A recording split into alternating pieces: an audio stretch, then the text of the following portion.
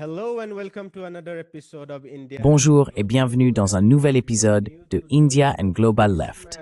Si vous découvrez l'émission, n'oubliez pas d'appuyer sur le bouton d'abonnement. Pensez également à devenir membre YouTube, à nous soutenir sur Patreon ou à faire un petit don en utilisant le lien dans la description. Mais au minimum, regardez l'émission, aimez, partagez et commentez. Sans plus tarder, permettez-moi d'accueillir notre invité de ce soir, le professeur Mohammad Marandi. Le professeur Marandi enseigne à l'université de Téhéran. Professeur Marandi, bienvenue à nouveau dans India and Global Left. Welcome back to India and Global Left. Merci beaucoup de m'avoir invité. C'est toujours un honneur et un plaisir.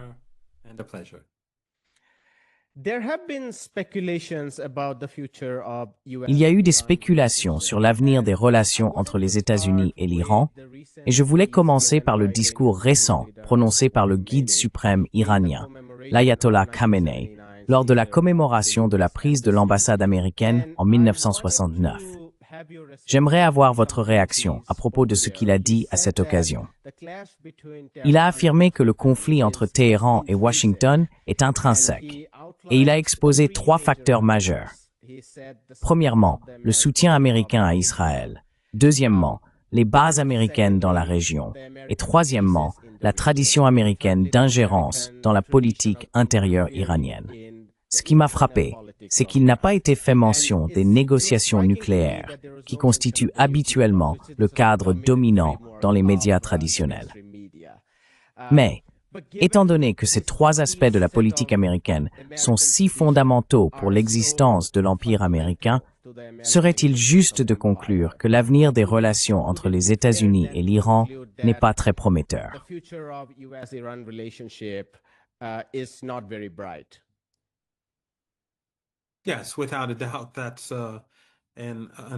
Oui, sans aucun doute, c'est une conclusion appropriée à tirer, non seulement d'après ce qu'il a dit aujourd'hui, mais aussi à partir de près de 5 décennies d'interaction entre l'Iran et les États-Unis, ou des actes d'agression que les Américains ont commis contre le pays. Concernant la prise de l'ambassade, il y a toujours eu en Iran un débat sur les avantages et les inconvénients de ce que les étudiants ont fait à l'époque. Certaines des personnes qui ont effectivement pris le contrôle de l'ambassade sont ensuite devenues des libéraux et des réformistes. Et parfois, lorsqu'elles s'expriment ou plaident en faveur de liens avec les États-Unis, leurs détracteurs leur répondent: « Ce n'est pas nous qui avons pris l'ambassade, c'est vous. »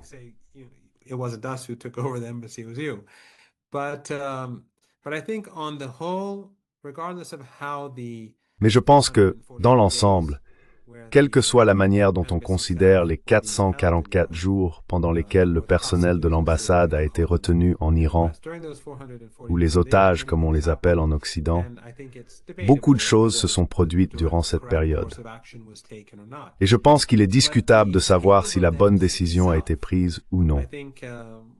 Mais la prise de l'ambassade elle-même, lorsqu'on la replace dans le contexte de l'époque, devient assez compréhensible. Le Shah avait fui le pays, il avait tué des milliers et des milliers de personnes à Téhéran, et beaucoup d'autres avaient également été assassinés en dehors de la capitale.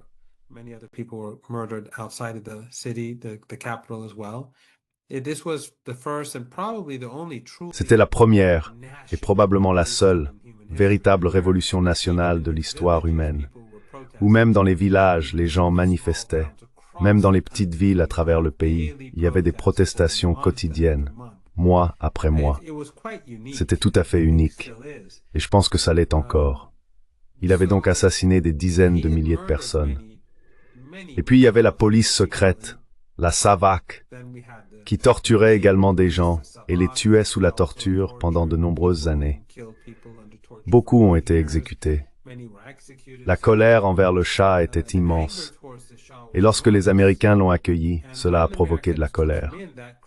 Mais il y avait aussi la crainte que, comme en 1953, les Américains ne préparent son retour ou ne préparent à le ramener au pouvoir.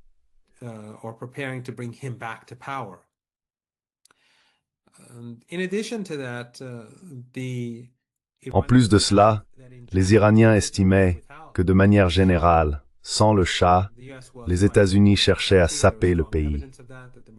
Il existait de fortes preuves que les Américains tentaient de jouer des tours, de monter différents groupes les uns contre les autres, de contribuer à créer des troubles dans tout le pays, et aussi d'encourager les séparatistes à attaquer les institutions de l'État. Mais je pense que la question la plus immédiate était le fait que les États-Unis avaient accordé l'asile au Shah, et que le Shah était un meurtrier de masse. C'était donc à la fois une protestation contre les actions des États-Unis et un acte mené par ces étudiants pour empêcher les États-Unis d'organiser un coup d'État en Iran.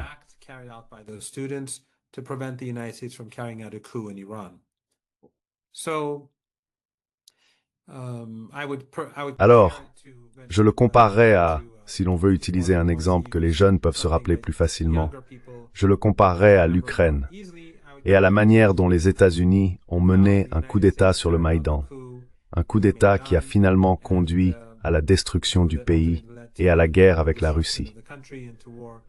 Vous savez, il y a cette blague, je ne sais pas exactement comment elle se dit correctement, mais on dit que le seul pays où il n'y a jamais eu de coup d'État, c'est les États-Unis.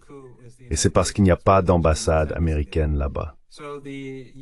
Ainsi, l'ambassade des États-Unis en Iran était un lieu d'intrigue et de conspiration, et elle a été prise par les étudiants. Maintenant, encore une fois, on pourrait dire que c'était un acte légitime, mais ils auraient pu libérer le personnel de l'ambassade après 2 mois, après 1 mois, après 3 mois. Peut-être, peut-être pas.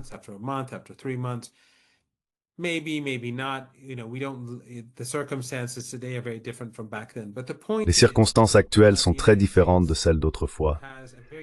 Mais le fait est que les États-Unis ont une histoire très sombre en Iran. En réalité, le coup d'État de 1953 a été essentiellement mené par les États-Unis avec les Britanniques, sous l'impulsion de ces derniers.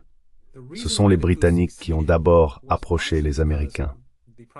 La raison pour laquelle le coup d'État a réussi tient en partie au fait que le Premier ministre Mossadegh était naïf vis-à-vis des Américains.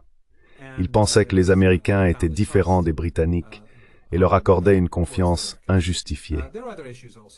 Il y avait aussi d'autres problèmes. Il a marginalisé de nombreuses composantes de la coalition qu'il avait portée au pouvoir et s'est isolé. Mais c'est un autre sujet. Quoi qu'il en soit, les États-Unis étaient perçus par beaucoup comme différents des puissances impériales européennes.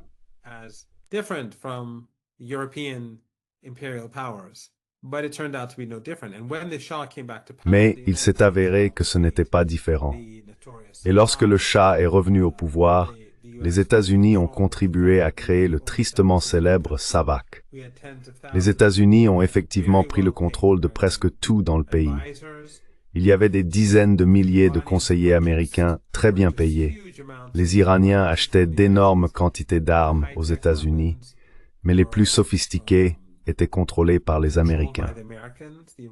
Les Iraniens n'étaient pas autorisés à réparer les F-14, ni à effectuer d'importantes opérations de maintenance sur les technologies clés américaines, même s'ils les avaient achetées et en étaient propriétaires. Pendant ce temps, l'Iran restait en grande partie un pays appauvri. Environ 40% des Iraniens au moment de la Révolution savaient lire et écrire. En d'autres termes, la grande majorité était analphabète.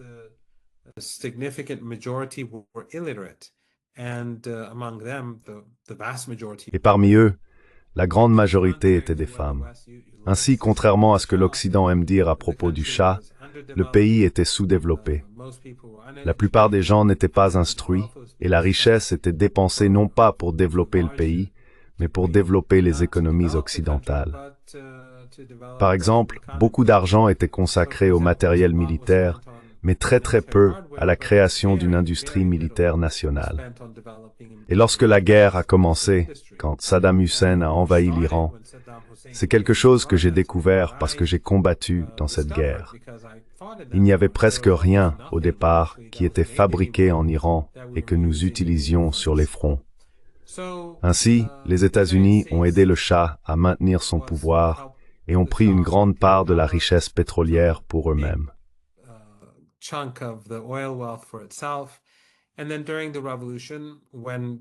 Et puis, Pendant la Révolution, lorsque le Shah et son armée abattaient des gens dans les rues, surtout après le Vendredi noir, un massacre particulièrement horrible qui a eu lieu à Téhéran ce jour-là, Jimmy Carter a parlé avec le Shah le lendemain et lui a dit « Nous vous soutenons pleinement ». Voilà donc l'histoire des États-Unis. Et si l'on va plus loin, bien sûr, jusqu'à la prise de l'ambassade, il y a la question du soutien américain à Saddam Hussein, lui fournissant par l'intermédiaire de leurs alliés en Europe des armes chimiques. Les États-Unis lui ont donné des renseignements militaires pour utiliser ces armes chimiques et la couverture politique pour s'en tirer. Et l'histoire continue. Je ne veux pas fatiguer vos téléspectateurs.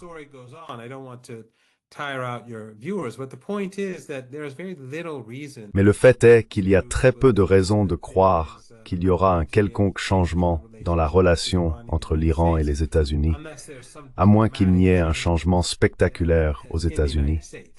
Ce qui n'est pas impossible, mais ce n'est pas quelque chose que quiconque attend. Donc, pour le moment, les choses resteront plus ou moins telles qu'elles sont. Et chaque fois que nous avons eu affaire aux États-Unis, ils nous ont trompés. Nous avons négocié avec eux et conclu des accords à de nombreuses reprises par le passé, et à chaque fois, les États-Unis ont trahi l'Iran, à chaque fois. Bien sûr, l'exemple le plus important est l'accord nucléaire, le JCPOA, où les Iraniens ont signé l'accord et consenti d'importantes concessions. Trop de concessions à mon avis, beaucoup trop. Pourtant, dès le premier jour, les États-Unis violaient l'accord et finalement, sous Trump, ils l'ont déchiré.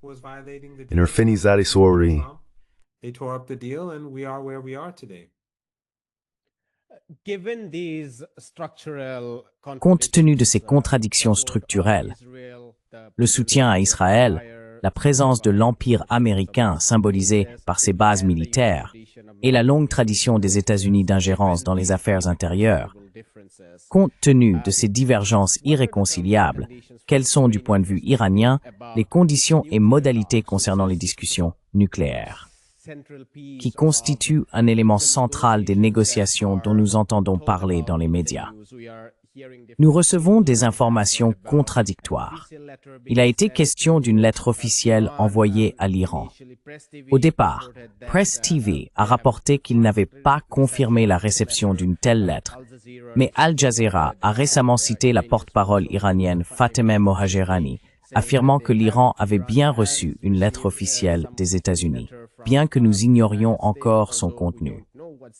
Par ailleurs, le ministre iranien des Affaires étrangères, Abbas Araghchi, a déclaré que l'Iran n'était pas pressé de parler aux Américains, mais que si ces derniers prenaient contact, l'Iran pourrait également leur parler. Quelle est donc, du point de vue iranien, la signification de discussions avec les États-Unis?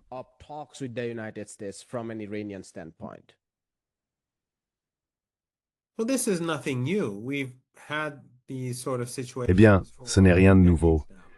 Nous avons connu ce genre de situation depuis de nombreuses décennies, où nous avons eu des discussions, puis conclu une sorte d'accord, et les Américains ont trahi l'Iran, ou bien nous avons eu un dialogue ou des négociations sans parvenir à aucun accord.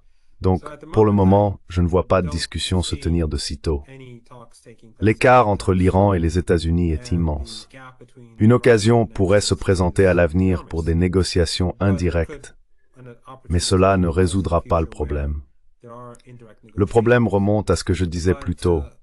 Quand on regarde, par exemple, ce que le dirigeant a dit aujourd'hui à propos de l'ingérence dans les affaires intérieures d'autres pays, les États-Unis soutiennent des groupes terroristes qui ont tué plusieurs milliers de personnes en Iran.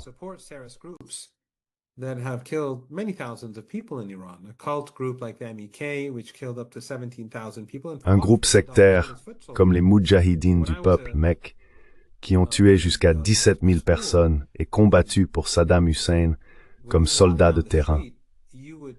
Quand j'étais à l'école, en marchant dans la rue, on craignait qu'une voiture piégée explose, car chaque jour il y avait des nouvelles, on pouvait même parfois entendre le bruit d'une voiture piégée qui explosait, ou d'une moto passant devant une boutique où quelqu'un avait une photo de l'imam Khomeini à la fenêtre et il l'abattait. Ce genre de choses se produisait quotidiennement pendant les premiers mois où ils ont commencé leur campagne militaire leur campagne de terreur en Iran.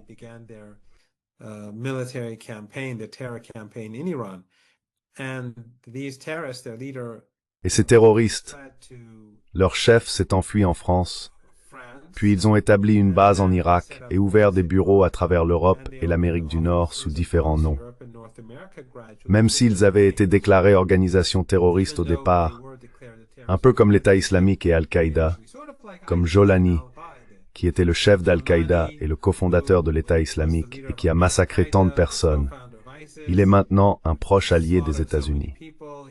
Il l'a toujours été, à mon avis, du moins depuis qu'il était le chef d'Al-Qaïda en Syrie et un proxy des États-Unis. Mais c'était la même chose avec les Moudjahidines du peuple. Ils ont financé différentes organisations terroristes, pas seulement une. Ils ont mené des attaques le long de la frontière avec le Pakistan, et au cours des derniers mois, ils ont assassiné plusieurs personnes.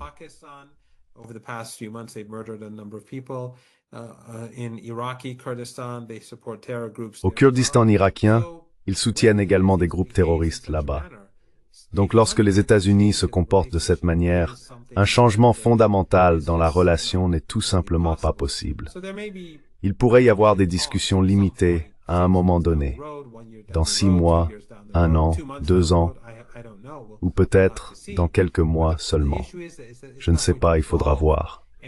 Mais le problème, c'est que cela ne résoudra rien, ni la relation, ni les problèmes existants de manière fondamentale, car les États-Unis continuent de soutenir le terrorisme, de commettre des actes d'agression, de soutenir un régime d'apartheid génocidaire en Palestine, et d'avoir des bases partout où ils tuent à leur guise.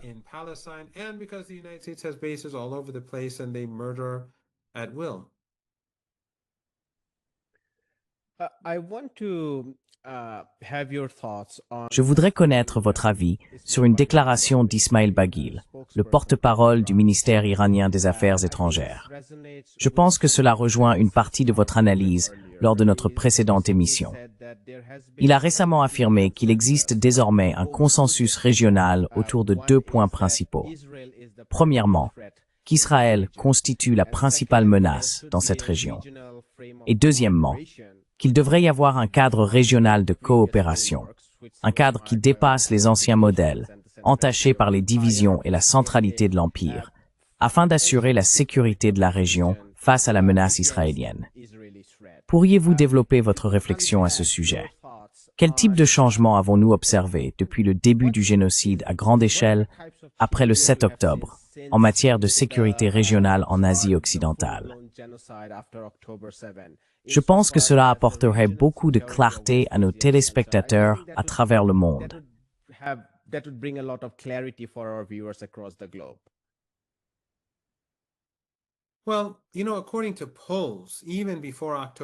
Eh bien, vous savez, selon les sondages, même avant le 7 octobre 2023, malgré le fait que des gouvernements comme l'Arabie saoudite, le Qatar, les Émirats, le gouvernement d'Erdogan et le régime bahreïni diffusaient tous une propagande anti-iranienne, à la fois sectaire et raciale.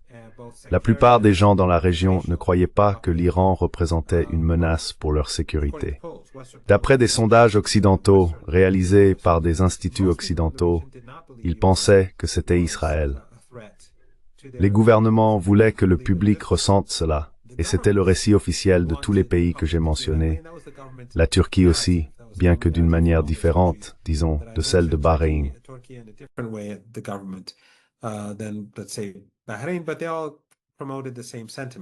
Mais ils ont tous promu les mêmes sentiments pour des raisons différentes. La Turquie et le Qatar étaient bien sûr les principaux soutiens de l'État islamique et d'Al-Qaïda en Syrie et en Irak, tandis que les Émirats et l'Arabie saoudite abordaient la question sous un autre angle. Je veux dire, les politiques ont changé. Autrefois, ce sont les Saoudiens et les Émiratis qui étaient les principaux soutiens de ces groupes. Puis cela s'est déplacé vers Erdogan et le Qatar. Mais le wahhabisme et le salafisme étaient traditionnellement, enfin je veux dire, le Qatar est un État wahhabite, un régime wahhabite. Et l'Arabie saoudite, jusqu'à Mohammed Ben Salman, a toujours promu le wahhabisme. Ironiquement, Mohammed Ben Salman pousse le pays dans une direction quelque peu différente. Et c'est pourquoi ce sont désormais le Qatar et la Turquie qui sont principalement à l'origine de ce type de financement destiné à soutenir ces différents groupes. Mais malgré toute la rhétorique, les gens ordinaires croyaient que c'était le régime israélien. Après le 7 octobre, il est devenu de plus en plus évident que les gens n'acceptaient pas ce récit. Et je pense qu'après la frappe aérienne sur le Qatar, on peut observer un changement, pas fondamental, mais subtil et néanmoins significatif, dans la manière dont la région dépeint le régime israélien. Je veux dire, les régimes de la région du Golfe Persique évoluent, notamment dans la façon dont ils présentent le régime israélien, et ils manifestent une inquiétude croissante quant au type de menace que ce régime représente pour eux.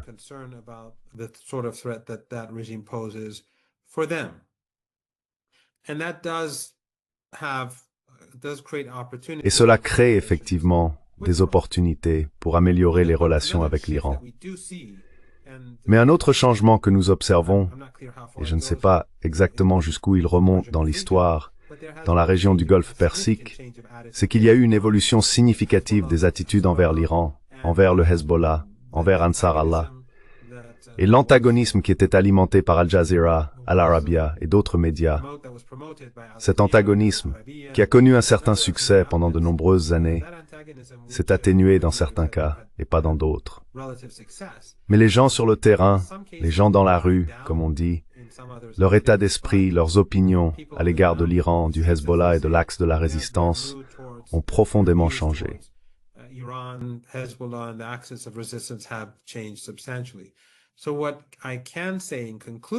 En conclusion, ce que je peux dire, c'est que certains de ces régimes familiaux de la région du Golfe Persique sont aujourd'hui plus préoccupés qu'ils ne l'étaient par le passé par le rôle du régime israélien.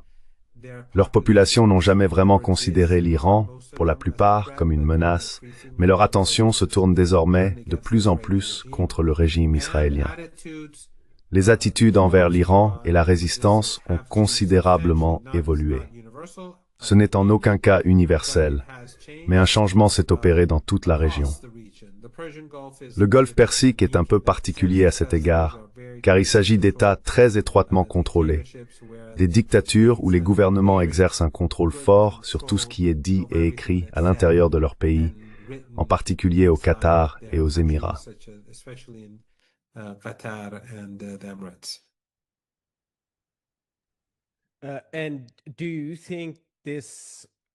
Et penses-tu que cela pourrait, de mon point de vue, il y a en quelque sorte deux ensembles de cadres régionaux qui se font concurrence. Le premier, ce sont les soi-disant accords d'Abraham, dirigés par l'Empire. C'est la même organisation régionale impérialiste, tournée contre l'Iran, contre le Yémen, contre le Liban, et ainsi de suite. Et puis, il y a le cadre en évolution que tu viens d'expliquer, qui représente davantage un déplacement parmi les élites dirigeantes, et pas nécessairement parmi la population, car la population ne le voyait pas ainsi, même avant le génocide.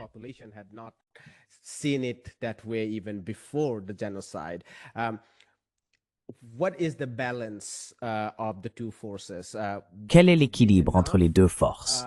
Serait-il suffisant, étant donné qu'il existe un cessez-le-feu officiel en Palestine? Serait-il suffisant pour maintenir cette dynamique afin qu'un véritable cadre régional puisse émerger, ou cela retomberait-il dans le type d'accord d'Abraham? On parle du prince saoudien qui soutiendrait, ou non, les accords d'Abraham en l'absence d'un État palestinien viable. Nous reviendrons sur la question palestinienne, mais il suffit de dire ici que nous ne voyons aucune forme de résolution réelle en Palestine. Quelle est, selon vous, la direction que prendra l'équilibre entre ces cadres à l'avenir?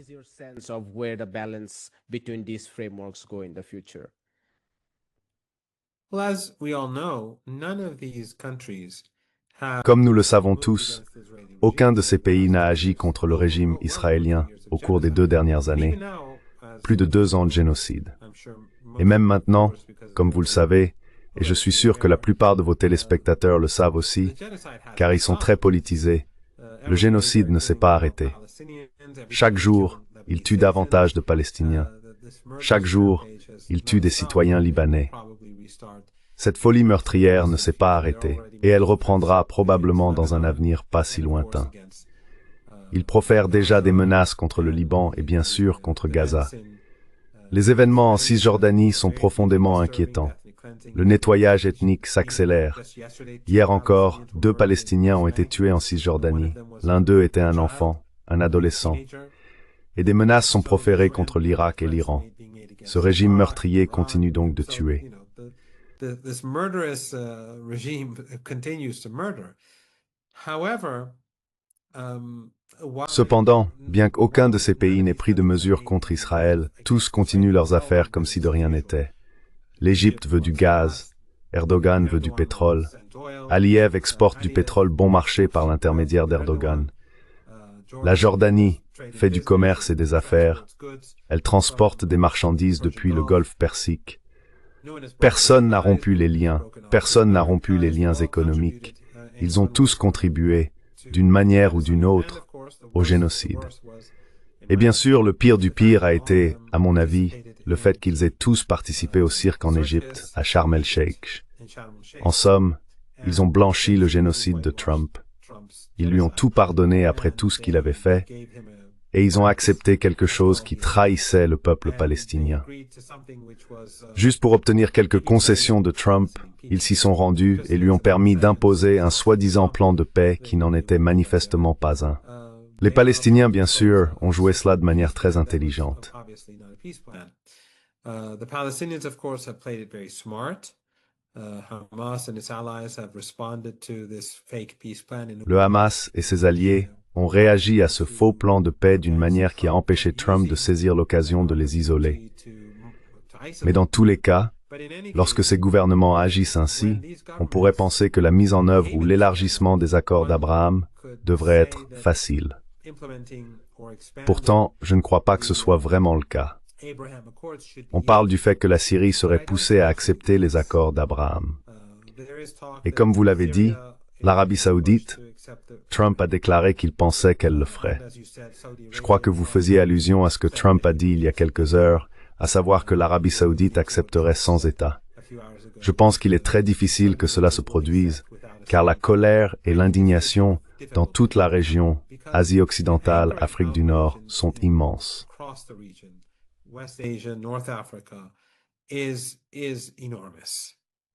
And we don't know how stable. Et nous ne savons pas à quel point beaucoup de ces pays sont réellement stables, ni dans quelle mesure ils ont véritablement le contrôle. Car lorsque le printemps arabe a commencé, ou l'éveil, personne ne pensait que la région allait devenir instable. Enfin, très peu de gens le pensaient. J'étais à un séminaire à Beyrouth, lors d'un événement du Conflicts Forum avec Flint Leverett et Alastair Crooke, et nous discutions du fait que le centre ne pouvait pas tenir, que les choses risquaient de commencer à se désagréger. Et littéralement, quelques semaines plus tard, les événements en Tunisie ont commencé.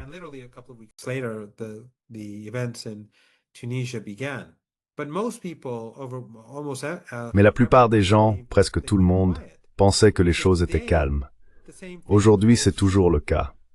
Il y a de l'indignation et la situation économique dans la région n'est pas bonne. Et qui sait ce qui se passe sous la surface dans les différentes sociétés. Ainsi, plus le régime israélien pousse, et plus il commet de génocide. Surtout lorsqu'il y a un cessez-le-feu. Car lorsqu'il y a un cessez-le-feu, cela crée une nouvelle vague de colère lorsqu'il commence à le violer, relançant le génocide. Les personnes qui détestent désormais le régime israélien se disent « Eh bien au moins, ça s'est arrêté ». Mais si cela recommence, cela crée une nouvelle vague de colère, un autre type de colère.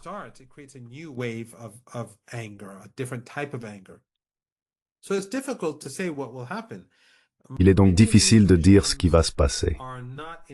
Beaucoup de ces régimes ne sont pas intrinsèquement stables. Ils peuvent en avoir l'air, mais ils ne le sont pas. Tout peut arriver. Je pense que leurs dirigeants en sont conscients, ou du moins ils devraient l'être, et cela les rend très prudents. Même si sous la pression des États-Unis ou par crainte, ils n'ont pas réduit leurs relations, ni rompu leurs liens avec le régime israélien, ni cessé le commerce. ce qui a constitué une grande trahison envers le peuple palestinien. Car si la Turquie, la Jordanie, l'Égypte, les Émirats ou la République d'Azerbaïdjan avaient pris de telles mesures, il aurait été bien plus facile de convaincre d'autres pays de rompre leurs liens.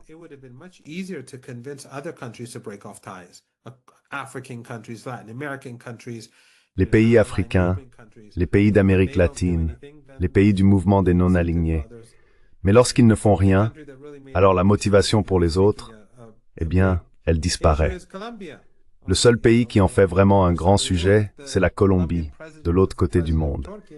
Si le président colombien était le président de la Turquie, les choses auraient peut-être été différentes. Ou s'il était le roi de Jordanie ou le dirigeant des Émirats. Mais je ne pense pas que, dans les circonstances que j'ai mentionnées, il soit facile pour quiconque d'aller vers un renforcement des soi-disant accords d'Abraham, ou d'y adhérer et de pouvoir s'en tirer, ou du moins d'avoir confiance en leur capacité à s'en tirer.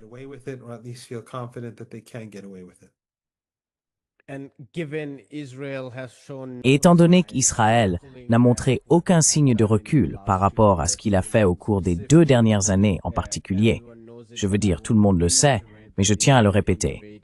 Israël a envahi ou attaqué 7 pays différents en Asie occidentale.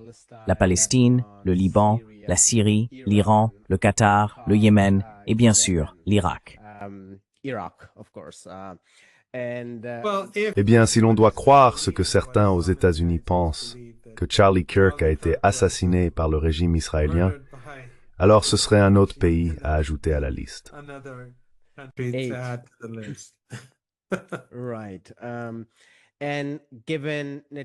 D'accord. Et étant donné que Netanyahou vient de réaffirmer, je crois que c'était hier, ou peut-être avant-hier, qu'Ansar Allah au Yémen représente une menace existentielle pour Israël et que nous sommes déterminés à exterminer Ansar Allah, à quoi le porte-parole d'Ansar Allah a répondu que le Yémen préfère une action directe. Nous assistons à une impasse au Liban, non seulement entre le Hezbollah et Israël, mais désormais aussi entre l'armée libanaise et Israël après des raids israéliens dans les provinces méridionales du sud-Liban. Et nous voyons la même chose en Syrie, où les forces israéliennes se massent près de Damas. Il faut donc que tout le monde en Asie occidentale prenne note qu'un cadre régional commun, incluant, comme l'a dit le ministre omanais des Affaires étrangères Al-Boussadi, l'Irak, l'Iran, le Yémen et le Liban, serait formidable. Très surprenant. Peut-être pas tant que ça, mais ce serait extrêmement regrettable si les autres pays n'en tenaient pas compte.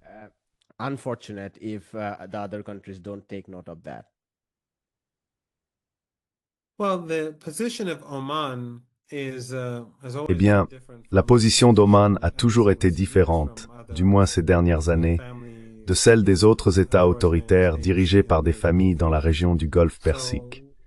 Donc même si je pense que ce que dit le gouvernement omanais est tout à fait raisonnable, je ne suis pas sûr que Bahreïn ou les Émirats soient prêts à aller dans cette direction. Et souvenez-vous, ce sont des régimes sous influence. Les Émirats ne sont pas indépendants de l'Occident. Ce n'est pas un acteur autonome. Le Qatar non plus. Nous l'avons vu après les frappes aériennes. Bien sûr, nous le savions déjà. Mais nous avons vu des aveux selon lesquels la raison pour laquelle le Qatar héberge le Hamas n'est pas qu'il soit un fervent soutien de la résistance, mais parce que les Américains et les Israéliens leur ont demandé d'héberger le Hamas. On peut en dire autant d'Erdogan en Turquie.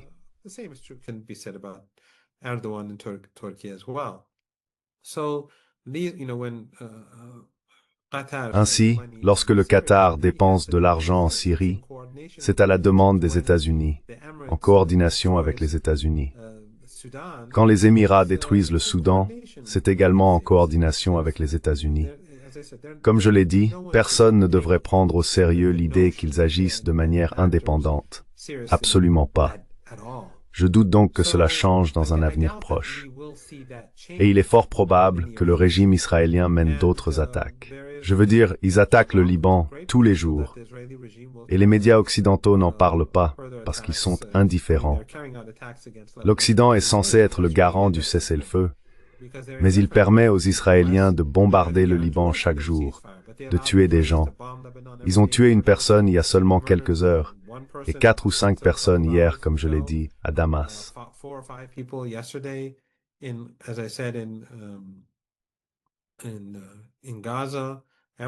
Et à Gaza, chaque jour, ils tuent un grand nombre de personnes, et ils n'autorisent pas l'entrée de nourriture, ni de médicaments.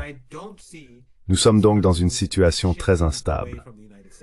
Mais je ne vois pas ces pays s'éloigner des États-Unis, car au bout du compte, le problème est que ces pays sont liés à l'Occident.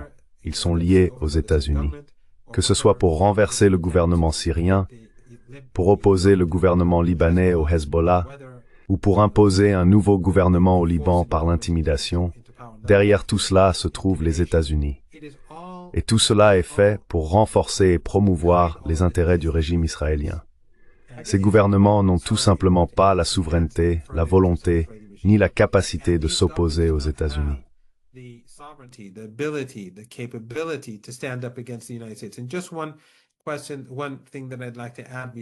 Et juste une chose que j'aimerais ajouter avant que vous ne souleviez le sujet que vous souhaitez aborder.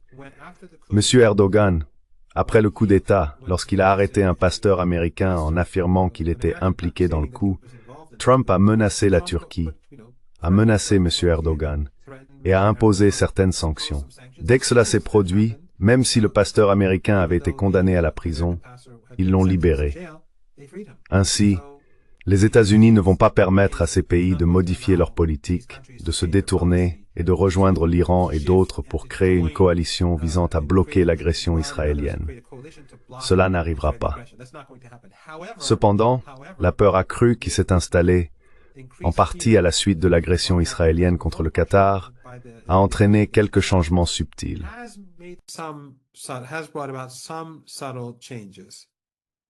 Je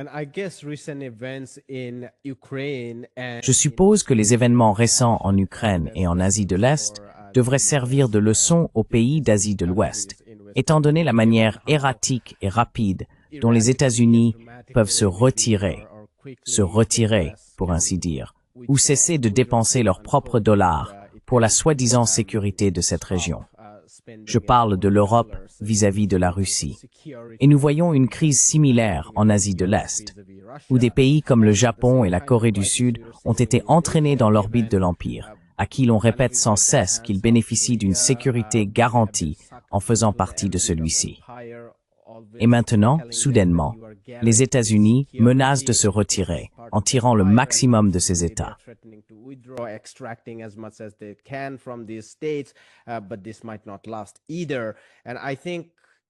Mais cela pourrait ne pas durer non plus.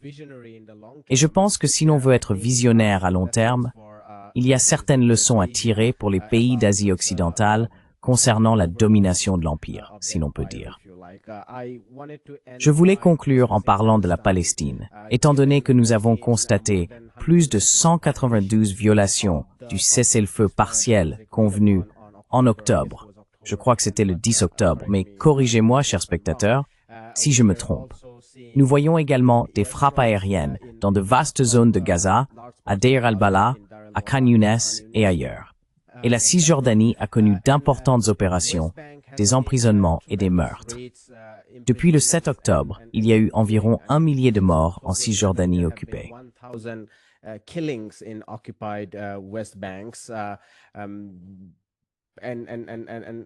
Et plus de 10 000 personnes sont déplacées en Cisjordanie occupée. Hier marquait l'anniversaire de la déclaration Balfour de 1917, qui a formellement établi cet avant-poste colonial au cœur de la Première Guerre mondiale. De nombreux chercheurs européens en parlent encore en termes de retrait des empires. Mais pour nous en Asie, en particulier en Asie occidentale, il s'agissait au contraire d'une intensification de l'impérialisme ou du colonialisme européen dans cette région pendant les années du mandat. Pour conclure cette conversation, pourriez-vous partager vos réflexions sur l'avenir de la lutte à long terme pour la liberté palestinienne face au colonialisme occidental dans cette région?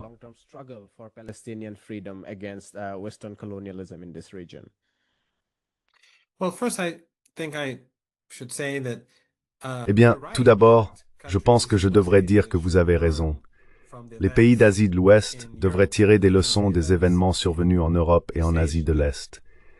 Mais ces élites apprennent lentement, et cela s'explique en partie par le fait qu'elles sont profondément liées à l'Occident. Leurs enfants y vont en vacances, y étudient, y possèdent des maisons. Et je suis sûr qu'il existe de nombreux Epstein qui détiennent toutes sortes d'informations sur leurs enfants, leurs parents et chaque génération qui accède au pouvoir. Ils ont toutes les informations dont ils ont besoin à leur sujet.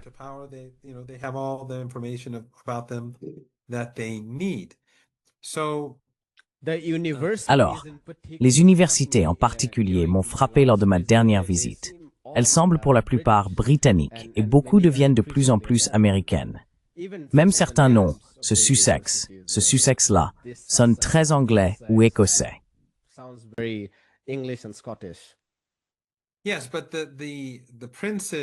Oui, mais les princes et ceux qui sont au sommet, c'est pas là qu'ils étudient. Ils vont aux États-Unis, sauf une ou deux exceptions notables. Je crois que Mohammed Ben Salman est effectivement resté en Arabie Saoudite, si je ne me trompe pas. Si c'est le cas, vos téléspectateurs devraient le signaler. Mais je pense qu'il est resté chez lui. Dans l'ensemble, cependant, ils ont étudié en Occident. Ils ont vécu en Occident et y ont passé leur jeunesse. Et je suis sûr que, vous savez, l'Occident n'a pas seulement un ou deux Epstein. J'en suis sûr, il y en a beaucoup. Il y a donc de nombreuses raisons pour lesquelles ils sont liés à l'Occident. Culturelles, politiques et d'autres raisons que j'ai déjà mentionnées. Ils vont donc apprendre très lentement.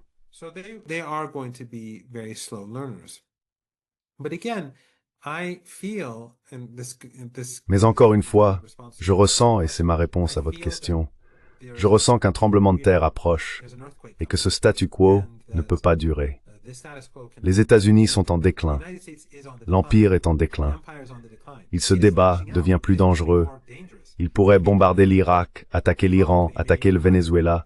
Trump pourrait déchirer l'accord avec la Chine et relancer une politique tarifaire insensée d'ici 2 semaines. Il pourrait accepter de rencontrer le président Poutine quelque part, puis changer d'avis une semaine plus tard. L'Empire agit de manière très erratique, et c'est à cause du déclin. C'est comme une personne en train de se noyer qui se débat contre tout ce qu'elle peut toucher pour se sauver. C'est donc un moment très dangereux, mais il est en déclin. Et le régime israélien est lié à l'Occident.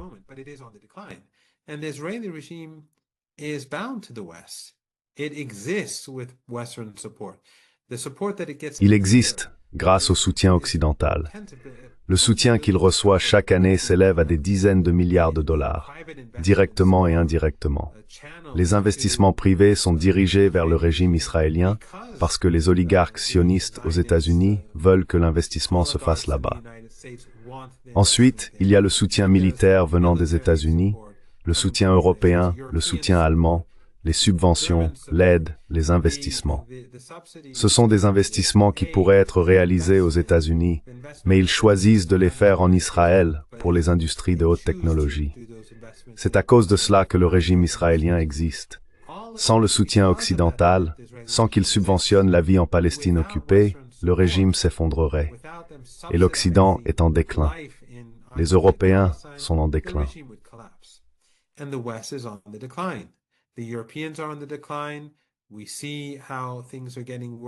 Nous voyons comment la situation se dégrade en Allemagne, en Grande-Bretagne, en France et ailleurs, pour de nombreuses raisons que vous connaissez aussi bien que moi, voire mieux.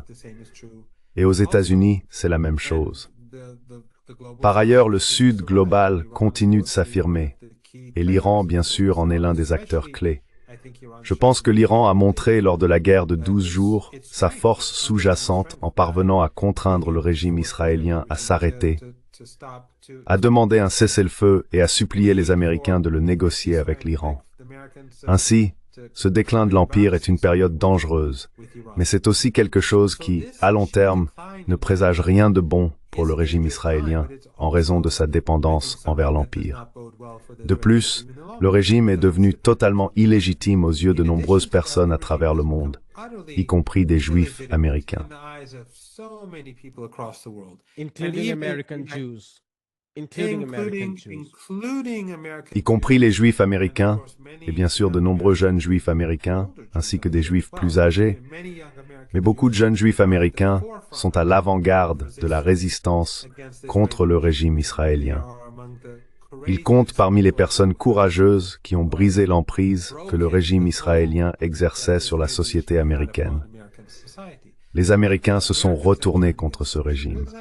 Et comme je l'ai dit, plus les actes sont scandaleux, plus les meurtres et les massacres se multiplient, plus la situation va empirer. Ainsi, même si ces jours semblent sombres pour le peuple palestinien, et en effet, à bien des égards, ce sont des jours très sombres, plus d'une personne par jour a été tuée en Cisjordanie depuis le 7 octobre, en moyenne, chaque jour. Mais on n'en entend même pas parler en Occident ou dans les médias occidentaux. Rien. Silence complet. Indifférence. Comme vous l'avez dit, 1000 personnes. Rien. Est-ce que c'est dans The New York Times? Plus de 3000 personnes déplacées.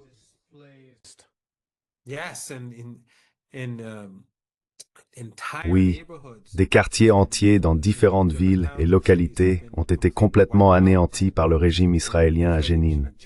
D'immenses parties de la ville ont été démolies par le régime pour mener à bien un nettoyage ethnique, un déplacement de population et un changement permanent en Cisjordanie. Et encore une fois, c'est quelque chose il y a donc beaucoup d'obscurité. Et bien sûr, le pire, c'est Gaza. Puis il y a le Liban et les frappes génocidaires qui s'y déroulent. Mais à un autre niveau, la délégitimation du régime israélien et la faiblesse ainsi que le déclin de l'Empire occidental, selon moi, créent de nouvelles opportunités et auront un impact considérable à l'avenir. Et je ne crois pas que le régime israélien durera.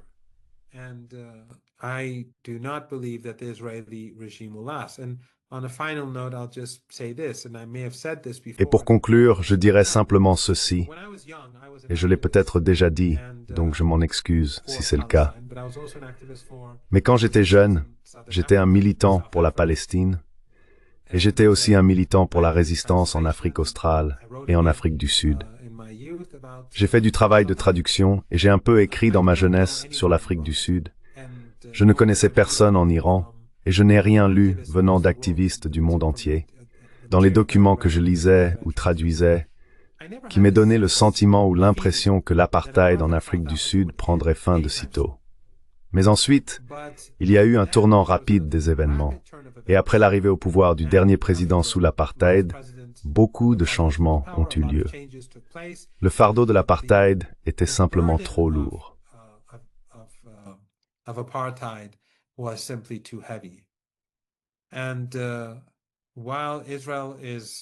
Et bien qu'Israël soit cher, très cher à l'Occident, et très influent en Occident à travers les oligarques sionistes, et les cultes, comme les sionistes chrétiens et les sionistes juifs, je pense que l'avenir est très sombre pour le régime israélien. Ainsi, alors que nous traversons des temps sombres en Asie occidentale, et que les gens à travers le monde sont déprimés, et vous savez, eh bien, ils ne devraient pas l'être, mais ils sont profondément attristés par ce qu'ils voient. Personne ne devrait être déprimé, car ceux qui veulent résister doivent toujours être forts et déterminés. Ils doivent poursuivre la justice, quelle que soit la situation. Mais les gens sont attristés partout dans le monde. Gaza et l'Asie occidentale, c'est comme un nuage sombre, très sombre, suspendu en permanence au-dessus d'eux. Mais je pense qu'il ne fait aucun doute qu'il y a de la lumière au bout du tunnel et que le régime israélien connaîtra le même sort que l'Afrique du Sud de l'apartheid.